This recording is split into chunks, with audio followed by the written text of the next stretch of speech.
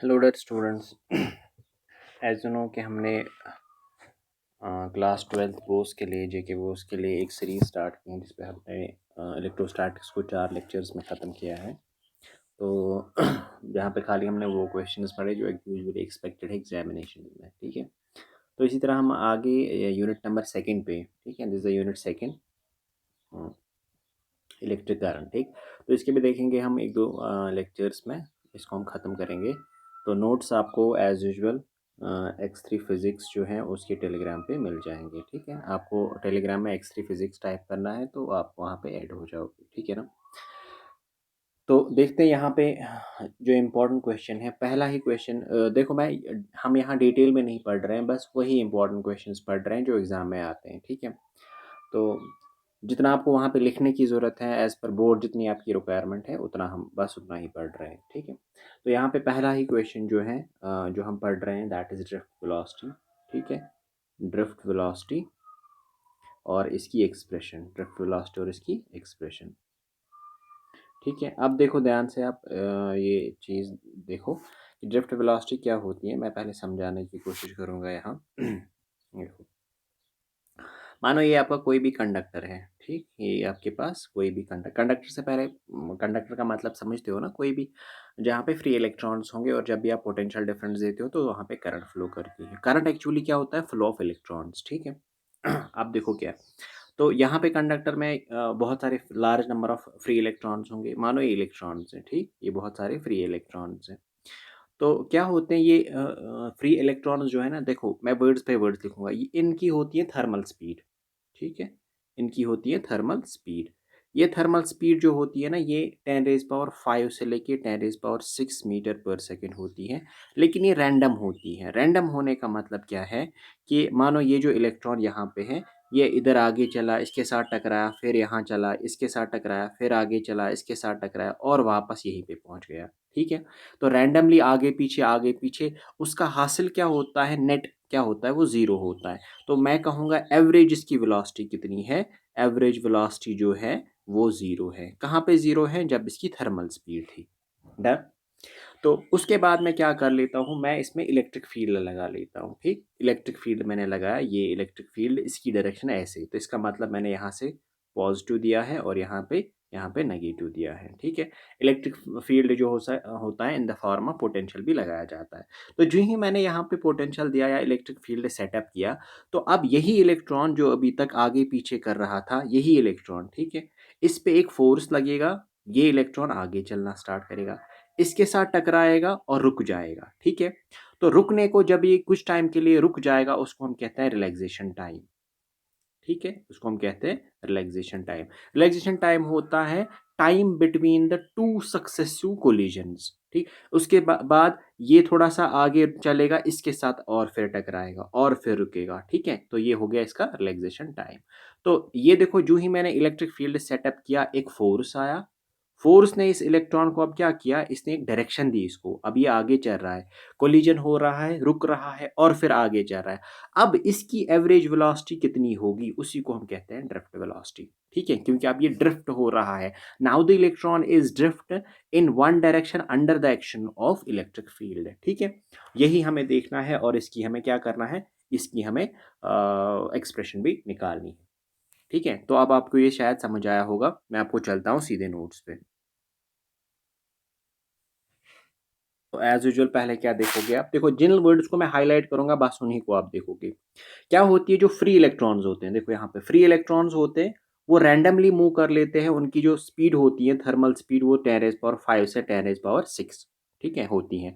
लेकिन उनकी अगर आप एवरेज देखोगे, एवरेज थर्मल वेलोसिटी वो कितनी होती है, वो ज़ीरो होती है, ठीक है। ये इसका एक्सप्रेशन है, वो ज़ीरो होती है।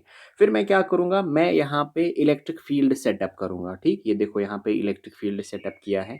फिर इलेक्ट्रिक फील्ड सेटअप करने के बाद, ठीक, ये अब ये इलेक्ट्रॉन जो है आगे चलेगा, कुछ टाइम रुकेगा, ठीक, फिर आगे चलेगा। देखो यहाँ पे पाज एंड स्टार्ट मोशन, ठीक है, ये हो जाएगा। तो उस रुकने को हम क्या कहते हैं, उसको हम रिलैक्सेशन टाइम कहते हैं, ठीक।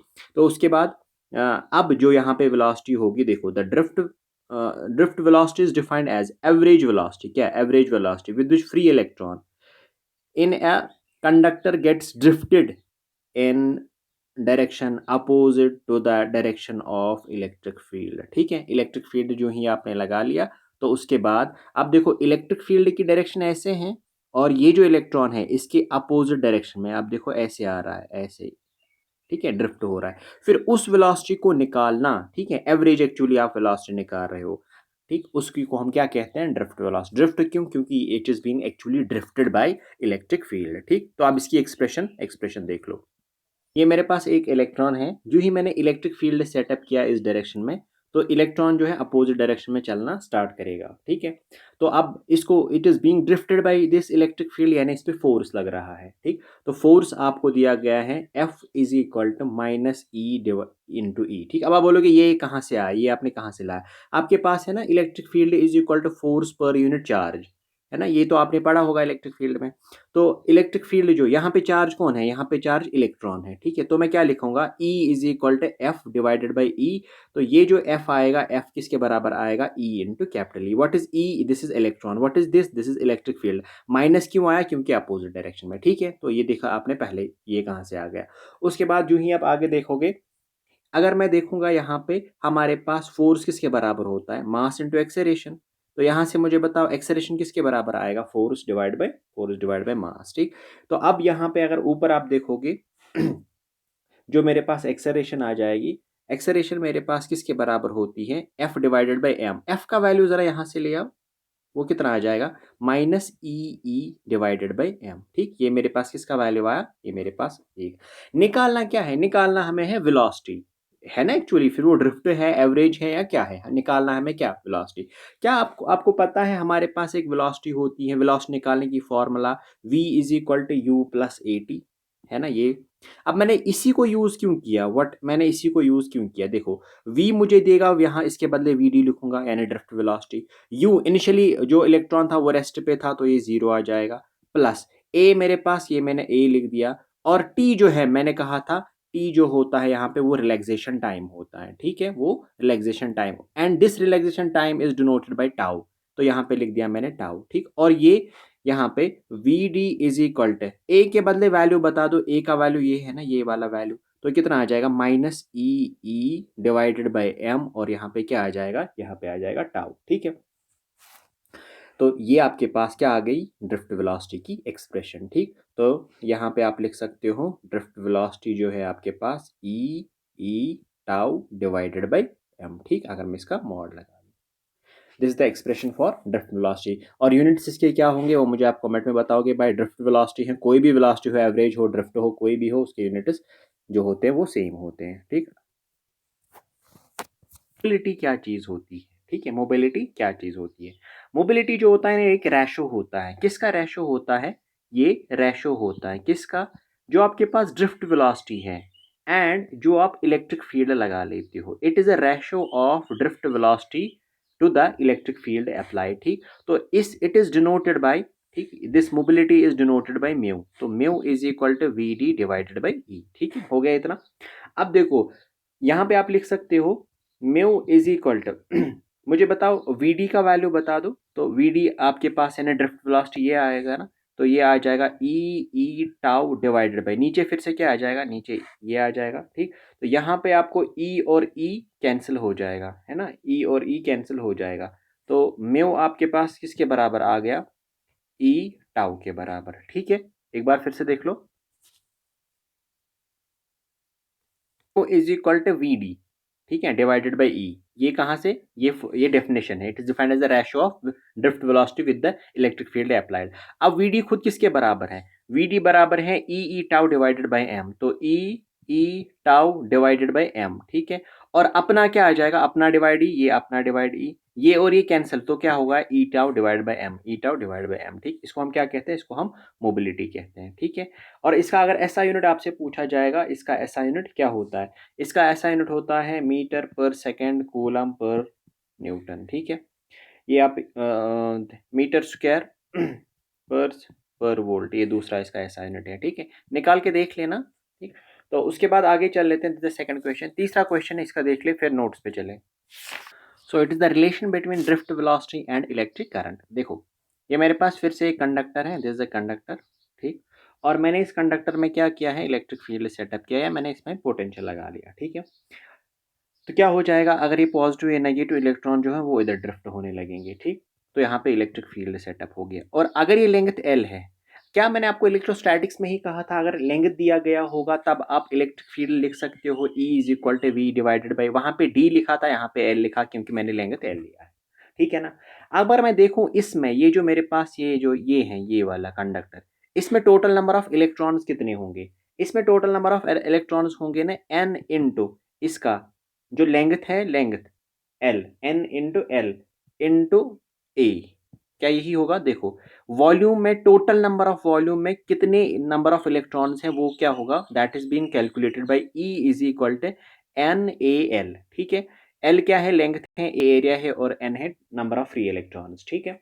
तो अगर मैं यहाँ पे क्वांटाइजेशन लगा लूँ तो क्वांटाइजेशन आपने पढ़ा होगा Q is equal to n e, यही है तो है ना।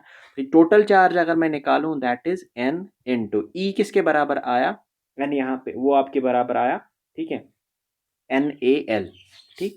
एक second, n into e, sorry, ये है total number of free electrons, ठीक।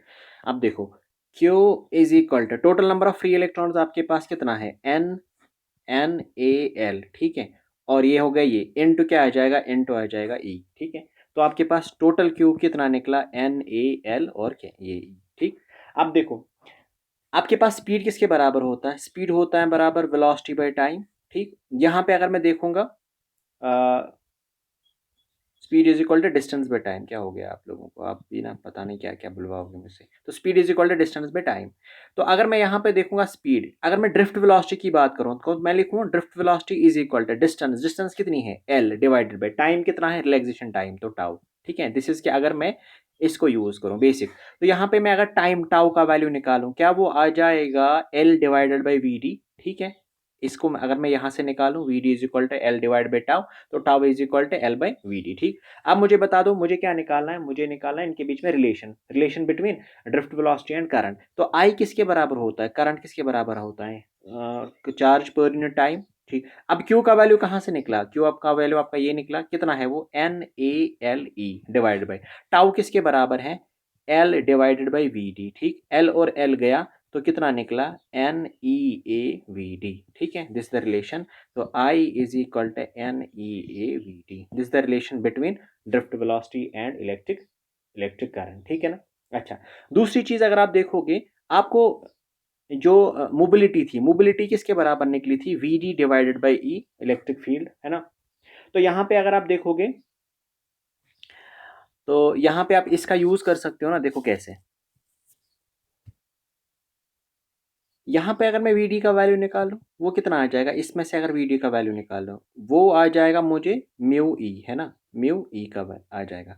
अब अगर मैं इस वी डी का वैल्यू इधर डालूं तो ये कितना आ जाएगा, I is equal to n e A, V D के बदले क्या लिखूं, म्यू ई। ये आपके पास आ गई दूसरी इक्वेशन, है ना, ये आपके पास आ गई दूसरी इक्वेशन, ये आपके पास पहली इक्वेशन। तीसरी इक्वेशन जरा देखो मेरे पास है ना, I is equal to n e A V D, ये है ना, n e A V D. तो मैं क्या इस वी डी के बदले जो है वो निकला था ना already, e tau divided by m, याद है कहाँ निकला था, v D is equal to e tau by m, कहाँ निकला, ये देखो e tau divided by m. तो अगर मैं ये वैल्यू यहाँ पे यूज करूँ, ये वैल्यू यहाँ पे यूज करूँ, तो I is equal to n e A, यहाँ इसके यहाँ पे e tau divided by m, तो ये आ जाएगा I is equal to n e square A e tau divided by m, ठीक। ये हो गई तीसरी, ठीक। तो ये आपके पास तीन यहाँ पे इक्वेशंस आ गए, चलते हैं आपके नोट्स पे। तो मैं आपको बोल रहा था ये जीरो आ जाएगा, ठीक। ड्रिफ्ट वेलोसिटी को डिफाइन करने के लिए ये देखो, फोर्स पहले निकालो, वो ये कहाँ से आ गया, इलेक्ट्रिक फील्ड से। फिर एक्सेलरेशन किसके बराबर होता है, फोर्स पर यूनिट टाइम। एक्सेलरेशन में फोर्स का वैल्यू ई जो यहाँ से आ गया डिवाइड बाई, फिर basic v is equal to u plus a t, लेकिन v is equal to u plus a t, यहाँ पे a के बदले t के बदले रिलैक्सेशन टाइम आ जाएगा टाउ, इसका वैल्यू डाल दिया तो हमें ये, ठीक है, आगे हमें ये वैल्यू आ गया, आगे चलो, तो ये हमारे पास ई टाउ बाई एम आ गया, ठीक। ये आपको करने की ज़रूरत है नहीं। उसके बाद मोबिलिटी, ये जस्ट रेशो है किसका, velocity divided by electric field, इन दोनों का रेशो है, ठीक। तो यहाँ से वी डी किसके बराबर, म्यू ई के बराबर आ जाएगा, है ना, वी किसके बराबर आ जाएगा, ठीक, और ये आप देख लेना, ठीक, ये मैं अभी समझा रहा था आपको। उसके बाद ये वाला क्वेश्चन है, ये ज़्यादा इंपॉर्टेंट है, इन तीनों में से सबसे ज़्यादा इंपॉर्टेंट यही है, कौन सा, relation between drift velocity and electric current, इनके बीच में आपको रिलेशन देखनी है। देखो ये मैं पहले ही समझा चुका हूँ, in terms of distance V/L होगा, ठीक। अच्छा, ये आपके पास फ्री नंबर ऑफ इलेक्ट्रॉन्स कितने होते हैं, NaL, ठीक है ना। तो फिर अगर टोटल देखूंगा Q is equal to NE, तो यहाँ पे NaLe आ जाएगा। ये कहाँ से मैंने लाया, ये वाला, ये होता है speed is equal to distance by time, ठीक। तो यहाँ पे स्पीड के बदले ड्रिफ्ट वेलोसिटी है, यहाँ पे डिस्टेंस के बदले L है, और यहाँ रिलैक्सेशन टाइम है। तो इनका मैंने यूज़ किया, तो फाइनली देखो 3 इक्वेशंस आने चाहिए आपके पास। तो जो ही मैंने इसका Q/T, ये आपके NeAVD, ठीक, ये आ गया एक, this is NeAVD, this is first equation.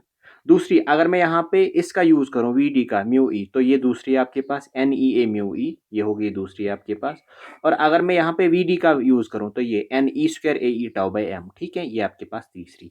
तो जब भी आप इन दोनों का रिलेशन निकालोगे, तो ये 3 इक्वेशन आपके पास I के लिए, देखो करंट I और I, ठीक है, ये 3 आपके पास आने चाहिए, ठीक है ना।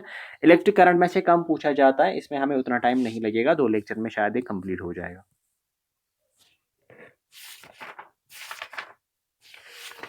टॉपिक है करंट डेंसिटी, ये 1 मार्क्स का पूछा जा सकता है या 2 मार्क्स का पूछा है। ये भी जस्ट एक ही चीज आपको, it is a ratio of किसका, करंट डिवाइडेड बाय एरिया, बस, ठीक है। तो current passing per unit area, बस इतना ही। It is denoted by J, तो यहाँ से जे लिख दिया। अब यहाँ पे का आई डिवाइड बाय, इसका क्या आ जाएगा, एम्पियर, एरिया का पर मीटर स्क्वायर, ये इसका ऐसा यूनिट हो गया, ठीक है। अच्छा, उसके बाद ये देखो, अगर छोटी सी करंट देखनी होगी तो जे डॉट डी है, ठीक, ये आप देख लो, ये 1 मार्क्स या 2 मार्क्स का आ सकता है, बस रेशो, दो चीजों का रेशो है, ठीक है। तो आगे चल लेते हैं। आगे हमारे पास ओकर ये क्वेश्चन आता है, दैट इज ओम लॉ, जो है ना, ये नहीं आता, इसकी लिमिटेशंस आती हैं, इसकी लिमिटेशंस आती हैं, ठीक है। तो देखो ओम्स लॉ के लिमिटेशंस क्या है। तो देखो लिमिटेशंस ऑफ ओम्स लॉ क्या होता है। पहले अगर आपने ओम्स लॉ पढ़ा होगा, ये क्लास 10th से ही पढ़ते हैं, तो V is directly proportional to I, ठीक है, या I is directly proportional to V। So the graph between V and I, ये आपके पास क्या आना चाहिए, ये स्ट्रेट लाइन आना चाहिए, ठीक है ना, पासिंग थ्रू द ओरिजिन, ये आपके पास आना चाहिए ऐसा ग्राफ, ठीक। लेकिन इसकी लिमिटेशंस क्या होती हैं, देखो आपको क्या करना है, उतना समझना नहीं है, आपको क्या चाहिए, आपको एग्जाम के लिए प्रिपेयर करना है। नंबर फर्स्ट, ये ग्राफ जो होता है ना, ऑलवेज लीनियर नहीं होता है। देखो क्या, जितना जितना आगे करंट चल रही है कंडक्टर में, जितना आगे करंट जो है वो चल रही है, तो करंट चलने के साथ उतनी उतनी रेजिस्टेंस भी होगी, है ना। रेजिस्टेंस की वजह से क्या होगी, हीट प्रोड्यूस होगी, तो उसकी वजह से टेम्परेचर बढ़ जाएगा। जो ही टेम्परेचर बढ़ जाएगा ना, तो ये ग्राफ जो होता है ना, ये ग्राफ जो होता है, ये थोड़ा सा शिफ्ट हो जाता है, ठीक है। ये जो ग्राफ होता है ये शिफ्ट हो जाता है, इसका फिर आगे ऐसे ग्राफ बन जाता है, ऐसे। या अगर आपने ऐसे बनाया होगा, यहाँ से V यहाँ से I, तो ये ग्राफ जो है it should be like this, लेकिन ये फिर आगे जो होता है ये ऐसे बन जाता है, ऐसे, ठीक है। विद इंक्रीज इन टेम्परेचर, इसकी जो करंट होती है, करंट कैरिंग कैपेसिटी, जो इसमें करंट चलती है वो कम चलती है और पोटेंशियल ज़्यादा लगता है, ठीक। This is first limitation. तो क्या, हाँ, जब आपका टेम्परेचर, जो ही करंट ज़्यादा बढ़ जाएगी, करंट बढ़ने से टेम्परेचर बढ़ जाएगा, तो जो ही टेम्परेचर बढ़ जाएगा, तो graph is then not linear, it shifts, ठीक है, ये शिफ्ट हो जाता है ऐसे, ठीक। तो ये लीनियर नहीं रहता, हो गया एक। दूसरी आपको ये चीज़ याद रखनी है, अगर हमने वाटर वोल्टमीटर यूज़ किया, कौन सा, वाटर वोल्टमीटर अगर आपने यूज़ किया, वो क्या होता है, वो आप वहाँ पे अपने क्लास में देख चुके होंगे। फिलहाल यहाँ तो हमें जल्दी जल्दी देखना है क्या चीज़, इससे क्या होता है, मतलब लिमिटेशन में क्या होता है। देखो ये मेरे पास है V, यहाँ से V और यहाँ से I। हमें पता है ना, अगर ये 0 ये भी 0, फिर अगर ये 1 आ गया तो ये भी कितना 1, ये अगर 2 आ गया ये भी कितना आएगा 2, क्योंकि डायरेक्टली प्रपोर्शन है। ये 3 आ गया तो ये भी 3 आएगा। लेकिन वाटर वोल्टमीटर हमें ये दिखाता है कि जो ही मैं पोटेंशियल बढ़ा रहा हूँ, तो करंट नहीं बढ़ रही, फिर उसके बाद जब एक सर्टन ये आ जाता है, पोटेंशियल आ जाता है, उसके बाद करंट जो होती है वो इंक्रीज होती है, ठीक है। तो ऐसा नहीं है कि आपने इसको 1 किया तो ये भी 1 हो जाएगा, इसको 2 किया तो ये भी 2 हो जाएगा, पहले कुछ पोटेंशियल चाहिए, थ्रेशहोल्ड, उसके बाद ये आगे बढ़ना स्टार्ट कर लेता है, ठीक है। ये सेकंड इसकी लिमिटेशन हो गई। तीसरी लिमिटेशन ये है कि अगर आप देखोगे डायोड को, डायोड यूज किया जाता है डिफरेंट चीज, ये आप आगे सेमीकंडक्टर में पढ़ोगे। डायोड को यूज किया जाता है एज रेक्टिफायर, ठीक है। रेक्टिफायर जो होता है वो एसी को कन्वर्ट करने के लिए, डीसी में कन्वर्ट करने के लिए, ठीक है, उसमें रिपल फैक्टर, बहुत सारी चीजें आती हैं। तो उसमें दो चीजें होती हैं, या तो फॉरवर्ड बायस, या तो ये फॉरवर्ड बेस्ड होता है, फॉरवर्ड बेस्ड, या तो ये रिवर्स बेस्ड होता है, ठीक है, रिवर्स बेस्ड। अभी फिलहाल इतना याद रखो, जब फॉरवर्ड बेस्ड होता है तो यहाँ पे अपोजिशन जो होती है वो वेरी वेरी लेस होती है, और जब रिवर्स होता है देन अपोजिशन जो होती है वो वेरी वेरी हाई होती है, ठीक है, ये आपको याद है। अपोजिशन मतलब रेजिस्टेंस, यहाँ पे रेजिस्टेंस वेरी कम होगी, बहुत कम होगी, और यहाँ पे रेजिस्टेंस बहुत ज़्यादा होगी, ठीक है। तो एज पर दैट अगर आप देखोगे ग्राफ जो होगा वो लीनियर नहीं आएगा, लीनियर जो होगा वो बिल्कुल शिफ्ट हो जाएगा। कितने हो गए? 3। चौथी हमारे पास इसकी लिमिटेशन ये है कि अगर आप देखोगे, yes it is possible to increase, yes it is possible to increase the volt, to increase the current with decrease in, यानी आप करंट को इंक्रीज कर सकते हो, लेकिन वोल्टेज जो होगी वो डिक्रीज होगी, and this is possible in case of thyristor, in case of thyristor, ठीक है। आपको यहाँ पे फैक्ट याद रखना है, ना कि आपको इसमें डीप में जाना है हाउ कैसे क्यों, वो तो आप स्कूल में अच्छे से कर चुके होंगे, या डिपेंड्स कौन कौन कब ये वीडियो देख रहा है। तो ये क्या कहते हैं, सेमीकंडक्टर डिवाइसेस में आगे आपको ये सारी चीज़ें, rectifier, forward base, reverse base, ठीक है, ये थायरिस्टर, ये सारी चीज़ें पढ़ाई जाएगी। फिलहाल आपको यहाँ पे क्या याद रख सकते हो कि करंट बढ़ सकती है लेकिन वोल्टेज कम करने से। और फिफ्थ पॉइंट इसका उल्टा, कि आप करंट जो है, करंट डिक्रीज कर सकते हो, you can decrease the current with increase in voltage, ये भी पॉसिबल है, ठीक है, दिस इज आल्सो पॉसिबल, ठीक। ये एक्चुअली पॉसिबल होता है गैलियम गैलियम आर्सेनिक में, ठीक, ये एक सेमीकंडक्टर होता है, ठीक, इसमें ये पॉसिबल है। तो अगर आप देखोगे, मैं वहाँ पे ग्राफ से आपको ये चीज़ दिखाऊंगा, तो ये चीज़ें, ये 4 चीज़ें 5 चीज़ें आपको याद रखनी है। पहला, जो ये होता है टेम्परेचर, जब कंटिन्यूस करंट चलती है उसकी वजह से रेजिस्टेंस बढ़ती है, रेजिस्टेंस बढ़ने के साथ साथ करंट भी, मतलब टेम्परेचर भी बढ़ता है, तो ग्राफ शिफ्ट होता है। दूसरा, वाटर वोल्टमीटर में देख लिया, तो ये ऐसा नहीं पाया हमने V is directly proportional to I. पहले आपके पास कुछ पोटेंशियल होता है, वो बढ़ता है, उसके बाद करंट बढ़ना स्टार्ट करती है। रेक्टिफायर में देखा हमने, रेक्टिफायर इज अ डायोड, ठीक, उसमें हमने देख लिया कि जो रेजिस्टेंस है फॉरवर्ड बेस में कुछ और होती है, रिवर्स बेस में कुछ और होती है। और फिर हमने देखा अब करंट को बढ़ा सकते हो, वोल्टेज को डिक्रीज कर सकते हो। ओम्स लॉ क्या था? V is directly proportional to I, जितनी करंट बढ़ेगी उतनी ही वोल्टेज बढ़ेगी, या जितनी वोल्टेज बढ़ेगी उतनी ही करंट, यहाँ तो लेकिन उल्टा है, तो ये और एक। इसी तरह यहाँ पे आप देख सकते हो कि गैलियम आर्सेनिक में आप इसका उल्टा भी कर सकते हो, इसका मतलब ये और एक लिमिटेशंस हो गई, ठीक है। Have to go for all these nonsense जो भी यहाँ पे लिखा है, ये सारी दलील, ठीक है। ये जो मोटी लाइन ऊपर लिखी है, ये देखो, ये वाली चेंज इन टेम्परेचर कैसे के साथ कैसे, तो देखो ये सीधे होनी चाहिए थे लेकिन ये शिफ्ट हो रही है, हो गया, ठीक। आगे चलो आगे, और ये बाकी अंदर नहीं है। दूसरा, तो अगर आप देखोगे वाटर वोल्ट मीटर का अगर आप यूज़ करोगे, तो वहाँ पे देखोगे आप कि सडनली इंक्रीज नहीं होता है, it is not directly proportional, ठीक, हो गई दूसरी लिमिटेशन। तीसरी हमने देख ली यहाँ पे कि अगर आपके पास एक डायोड होगा, डायोड उसको यूज़ करेंगे एज रेक्टिफायर में, तो फॉरवर्ड बेस में कुछ और होता है और रिवर्स बेस में कुछ और होता है, ठीक है। अच्छा, यहाँ पे और एक चीज़ आप देखोगे, increase in the current decrease the volt, ये ऐसा किस में होता है? ऐसा थायरिस्टर में होता है, ये देखो थायरिस्टर में होता है। तो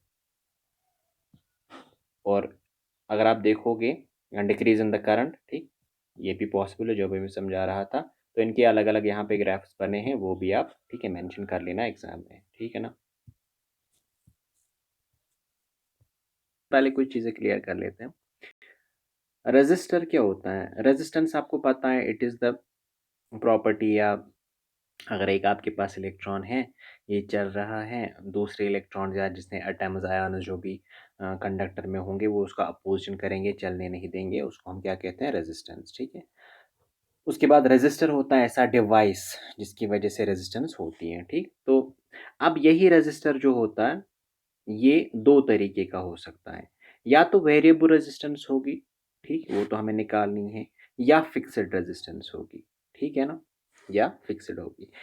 अब इसको छोड़ो, ये हम निकाल लेते हैं वहाँ अलग से, इन सीरीज इन पैरेलल, वही तो यही होता है ना, वहाँ पे निकालना। अगर मेरे पास अब फिक्स्ड रेजिस्टेंस है, इसका क्या मतलब? एक फिक्स्ड वैल्यू होगा, ये या तो बहुत कम होगी, या कुछ ओम से होगी, 1 ओम 2 ओम, या ये मिलियंस में भी होती है, मिलियन ओम 2 मिलियन ओम, ठीक है। ऐसे ही हम एक बना लेते हैं, उनको हम यूजिंग द कार्बन, उसको हम कहते हैं कार्बन रजिस्टर। क्या कहते हैं? Carbon register. ये कार्बन रजिस्टर जो होता है ये फिक्स्ड होता है। फिर अगर देखना है हमें इसकी रेजिस्टेंस निकालनी है, यानी कितना अपोजिशन करता है, वो हम कलर से निकालते हैं। इस पे एक कलर कोडिंग होती है, उस कलर से हमें पता चलता है। देखो कैसे, ये मानो मेरे पास एक रजिस्टर है, ठीक है, ऐसे मेरे पास रजिस्टर दिया गया है ये वाला। तो इस पे जो होते हैं 3 या 4 कलर होंगे, ठीक। देखो इस पे मैंने दिए 3 कलर। पहला जो है मैंने दिया ब्लैक, ये देखो ब्लैक। उसके बाद दूसरा मैंने कुछ रेड वेड दिया, चलो ये दिया मैंने रेड, ये हो गया रेड। इसके बाद तीसरा जो है मैंने कुछ ऑरेंज दिया, ये ऑरेंज हो गया। और चौथा मैंने कुछ और येलो पेलो जो भी है, मानो ये वाला जो भी ये कलर है ये दिया, ठीक है। तो ये देखो कितने हो गए, इसको हम कहते हैं B1 बैंड फर्स्ट, ये B2 हो गया, ये B3 हो गया एंड ये B4 हो गया। तो मुझे क्या है, इस ये जो कार्बन रजिस्टर है made of carbon, in colour से मुझे पता चलता है, इसलिए इस टॉपिक का नाम है carbon register and colour coding, ठीक है। इसका इसी से पता चल जाता है। तो क्या होता है याद रख लेना, फिर से मैं वापस ये पॉइंट्स बोल बोल देता हूँ। हमारे पास जो रेजिस्टेंस होती है या तो वेरिएबल होगी या फिक्स्ड होगी। अगर फिक्स्ड होगी तो या तो वो कम होगी या ज़्यादा होगी, या मिलियंस में भी हो सकती है, ठीक है ना। ठीक। अब कार्बन से हम क्या बनाते हैं, कुछ रजिस्टर्स बनाते हैं जिनकी रेजिस्टिविटी जो होती है, जिनकी रेजिस्टेंस जो होती है बहुत हाई होती है, मिलियंस में होती है, लेकिन वो फिक्स्ड होती है। और वो कैसे पता चलती है? बाय, ठीक है, बाय कलर से पता चलती है। तो इसीलिए हम इसको क्या कहते हैं, कार्बन रेजिस्टर्स, क्योंकि because it's made of carbon. And colour coding, colour coding से हमें क्या पता चलता है, इसकी फिक्स्ड रेजिस्टेंस जो है वो पता चलती है, ठीक है। बहुत ईजी है और इससे न्यूमेरिकल इसकी सबसे ईजी मानी जाती है पूरे इलेक्ट्रिक करंट में, ठीक। अब चलो वहां पे चले जाते हैं। देखो ये आपके पास ये है, पहले कार्बन रजिस्टर क्या होता है। यहाँ पे इसने क्या लिखा है, रजिस्टर क्या होता है, एक ऐसा कंपोनेंट होता है जो अपोज ये offers a portion to the certain, ठीक है। ये हो गया एक चीज। ये जो होता है ना, अगर ऐसे बनाया गया इसका मतलब है फिक्स्ड रजिस्टर, और अगर इस पे एरो ऐसा कोई या ऐसा भी कोई एरो है, इसका मतलब है वेरिएबल रेजिस्टेंस है। वेरिएबल का मतलब इसकी रेजिस्टेंस चेंज हो रही है, और इसकी क्या होगी, इसकी फिक्स्ड होगी, ठीक है। अब कार्बन रजिस्टर्स क्या होते हैं, वो सारे जिनमें क्या, जो जिसमें कार्बन यूज किया जाता है, कार्बन यूज किया और एक बाइंडिंग मटेरियल यूज किया जाता है, ठीक है। इसको हम क्या कहते हैं, कार्बन, टिपिकल कार्बन रजिस्टर, ये दिया गया है, ठीक। इसके ऊपर कोटिंग वोटिंग जो ये दिया गया है उनको हमें देखना नहीं है, हमें उससे कोई गरज है नहीं।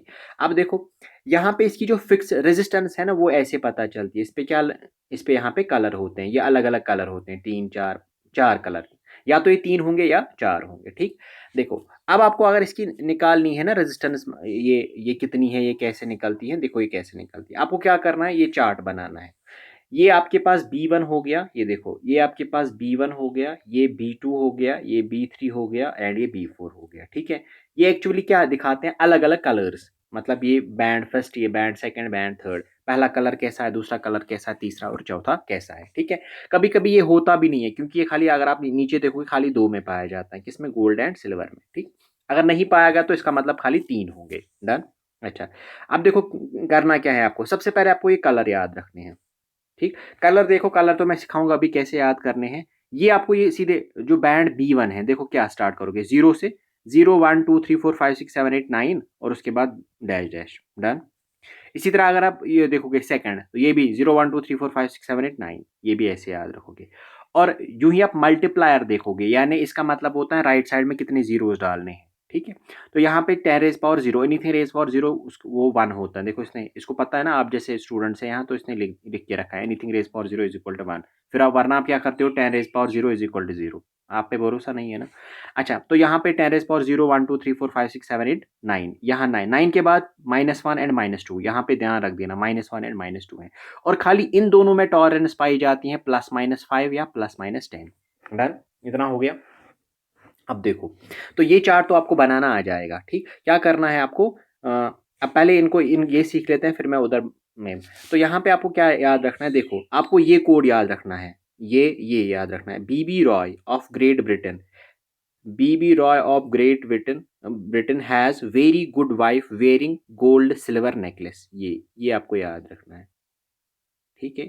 अब देखो बी है ना, बी का मतलब है ब्लैक, फिर बी है ना, बी का मतलब है ब्राउन, रॉय, आर का मतलब क्या है, रेड, ओ का मतलब क्या है, ऑरेंज, ठीक है।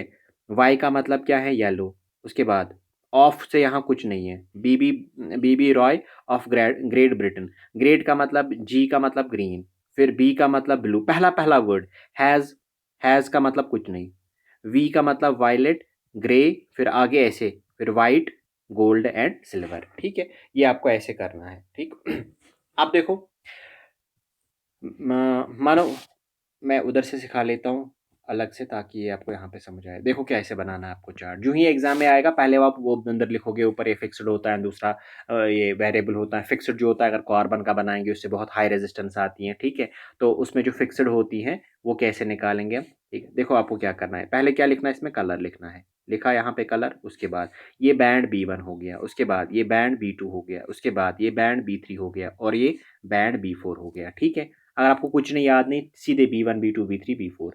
अच्छा, यहाँ पे आपको क्या मिलता है, यहाँ पे आपको नंबर एक मिलता है। ठीक है, ये नंबर देता है, ये भी नंबर देता है। ये क्या होता है, मल्टीप्लायर होता है। और ये जो ये होता है, ये टॉलरेंस होता है। तो बीबी रॉय, सीधे बी का मतलब ब्लैक, BBROY। ऑफ तो नहीं लिखना, of Great Britain, great Britain, Britain. ठीक है, उसके बाद क्या है, ग्रेट ब्रिटेन के बाद has very good wife, very good wife. ठीक, wearing gold silver, wearing gold and silver हो गया ये चीज़। अब देखो सीधे से क्या करना है, जीरो से स्टार्ट करो, 0 1 2 3 4 5 6 7 8 9, उसके बाद कुछ नहीं, 0 1 2 3 4 5 6 7 8 9। ठीक है, लेकिन सीध में लिख देना, मैं अभी जल्दी लिख रहा हूँ तो सीध में लिख देना। यहाँ पे एनीथिंग रेज पावर 0, ठीक है, फिर ए इज इक्वल टू 1 के बराबर, 10 raise power 1, 10 raise power 2, 10 raise power 3, 10 raise power 4, ऐसे जाके आपको आगे चलना है। लेकिन फिर आगे क्या लिखना है, 10 रेज पावर 9 के बाद आपको 10 रेज पावर -1 और 10 रेज पावर -2 तक जाना है। ठीक, और लास्ट दो जो हैं, कौन कौन सा, gold and silver, gold and, जो अक्सर यूज कर लेते हैं गोल्ड एंड सिल्वर, उसमें क्या लिखना है, +-5% और इसमें +-10%। ठीक है ना, ये हो गया हमारे पास कॉर्बा रजिस्टर्स। ठीक है, लेक्चर में अभी आज के बाद छोटी छोटी बनाऊंगा 30 मिनट की, ताकि फिर आप बार बार इसको रिवाइज करोगे। ठीक, अच्छा, इन लेक्चर्स के बाद जो ही हमारे ये बोर्ड के जो होंगे ना कंप्लीट, उनके बाद हम आ जाएंगे न्यूमेरिकल्स पे। ठीक है, आप टेंशन मत लेना कि सर अभी खाली ये पढ़ा रहा है। ठीक, तो उनके बाद आ जाएंगे हम न्यूमेरिकल्स पे। तो अभी आप क्या कर लेना, अभी आपके पास टाइम है, अभी आपके पास टाइम है, नोट बना लेना, कॉपी बना लेना, अच्छे से रिवाइज कर लेना। अभी आप भूल भी जाओगे तो टेंशन नहीं लेना, ठीक है। आप लेकिन पढ़ के रखना, फिर जब दोबारा पढ़ोगे तो ईजी होगा, बहुत जल्दी क्विक ये मतलब पिकअप हो जाएगा। तो पढ़ के रखना, क्योंकि अभी आप घर में हो, अभी टाइम भी है, मिल रहा है। एक ना एक देखो, आपके पास फिजिक्स है, केमिस्ट्री है, बायो है ना, ये और इंग्लिश है। ठीक, इसके अलावा भी और कोई एक्सटर्नल सब्जेक्ट होगा, यानी 1 2 3 4 5 सब्जेक्ट्स हैं। तो आप क्या करो, अभी फिलहाल ले लो एक सब्जेक्ट को या दो सब्जेक्ट को, उनका खत्म करो, एक दो यूनिट। जैसे मैंने इलेक्ट्रोस्टैटिक्स खत्म कर लिया है, तो कर लो वो। उसके बाद इलेक्ट्रिक करंट है ना, इलेक्ट्रिक करंट तो कर लो। इसका मतलब क्या हो गया, बर्डन आपका कम हो जाएगा, कम होगा। यानी मैंने ऑलरेडी इसमें 2 यूनिट्स पढ़े हैं। ठीक, और मैं तो बहुत शॉर्ट पढ़ाता हूँ, 2 2 या 3 3 वीडियोस में पूरा पूरा यूनिट जो है वो खत्म हो जाता है। जो आप इलेक्ट्रोस्टैटिक्स ये वहाँ पे 3 महीने पढ़ते हो, मैंने वो 4 लेक्चर में ख़त्म किया। ठीक है ना, तो इसलिए आपको क्या करना है, अभी से मतलब पढ़ाई स्टार्ट करनी है, उससे आपका बर्डन कम हो जाएगा। ठीक, वरना फिर बाद में बहुत पछताओगे, फिर आप में से बहुत लोग रोएंगे भी। मेरी ये बात याद रखना, बाद में बहुत सारे लोग रोएंगे भी, जो जो ही एग्ज़ाम नज़दीक आ जाएगा। ठीक, तो इसलिए मैं आज ही कह रहा हूँ, अभी से स्टार्ट करना, अभी 2 3 महीने हैं, स्टार्ट करना, मतलब पढ़ाई कर लो, स्टार्ट कर लो अभी पढ़ाई।